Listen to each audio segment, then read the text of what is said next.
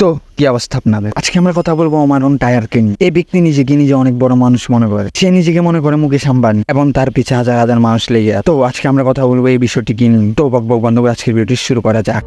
আমাকে বাঁশ দেওয়ার চিন্তা করাটাও বোকামি, কারণ মানুষের দেওয়া বাঁশ দিয়ে আমি বাঁশি বাজাই। বাবুরে, তাহলে তো তুই বড় ধরনের মিউজিশিয়ান। তো ভাই তুই এখানে টিকটকে কি করতে আসস? বরঞ্চ তুই কি একটা কাজ কর, প্রিন্স মামুন যখন নাচ গান করবে তখন তুই ওখানে বাঁশি বাজাই, তাহলে তোর ক্যারেক্টারের সাথে ফুল যাবে। আবার দেখিস বাঁশটা কিন্তু তোর পিছন দিয়ে দিলে সমস্যা, কারণ পিছনের বাঁশ দিয়ে কিন্তু বাঁশি বাজানো যায় না। আমার সাথে খেলার চিন্তা করাটাও বোকামি, কারণ যেইখানে জিততে 1 রান লাগে ওইখানেও আমি 6 মারি।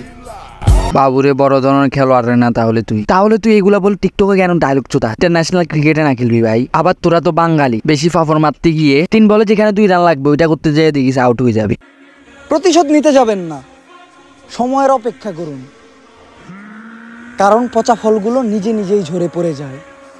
তারপরে নিচে পড়া পচা ফলগুলা তোর মতো ওমারন টায়ার সস্তা দামে বাজার থেকে কিনে আনে। এটা হচ্ছে পলিটিক্স, যেটা তুই ওমারন টায়ার করস।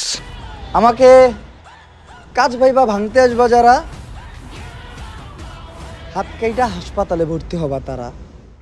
দাঁড়া ভাই, তোরে কি বলছে? তোরে আমরা কাজ মনে করি? আরে বেটা, তোরে তো একটা মাছ মনে করি আমরা। কাজ তো অনেক দামি একটা জিনিস। আর আজ টিকটকে এত বড় বড় ডায়লগ মারতেছস, তোর তো আবার হাগু কষা হইলে এইসব ডায়লগ মারো। কি রে ওমর, আজকে হাগু কষা হয়েছে তোর? একটা গোপন কথা আজকে বলেই দিই, তোমাদের সমালোচনাই আমার সফলতার কারণ। ওরে বাবুরে, ওমরন টায়ার তো আজকে সত্য কথা বলেই দিল। কিন্তু ভাই এটার ভিতরে একটা মিথ্যা কথা আছে। আসলে সফলতা বলে আপনি জিনিসটাকে ছোট করে দেখতেছেন। আপনি তো ইলন মাস্ক থেকে অনেক বড় একটা মানুষ। ইলন মাস্ক আপনার সাথে দেখা করতে হলে শিডিউল করে আসতে হয়। আপনি এতই সফল হয়ে গেছেন যে হাগু করার আগেও 10 বার চিন্তা করেন যে বেশি হাগলে পেট খালি হয়ে যাবে, আবার টাকা দিয়ে খাইতে হবে কিছু না কিছু। Music please.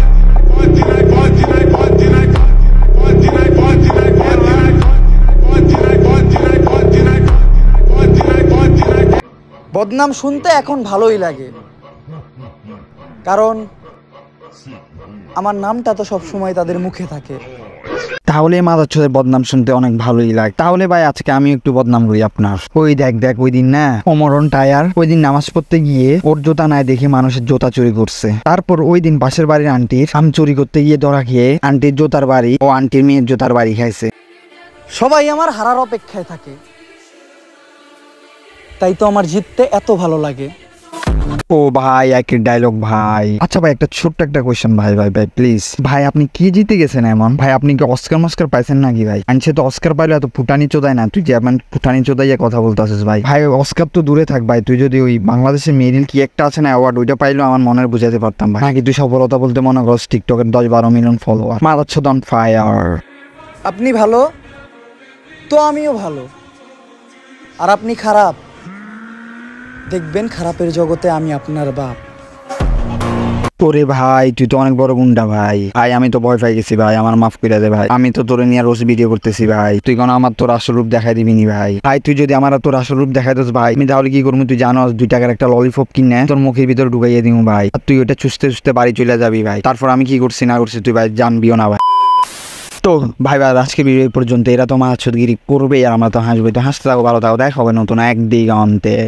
आपके सामने एक बड़ा सा रेड बटन है। हाँ, है। दबा दिया, आगे बोलो।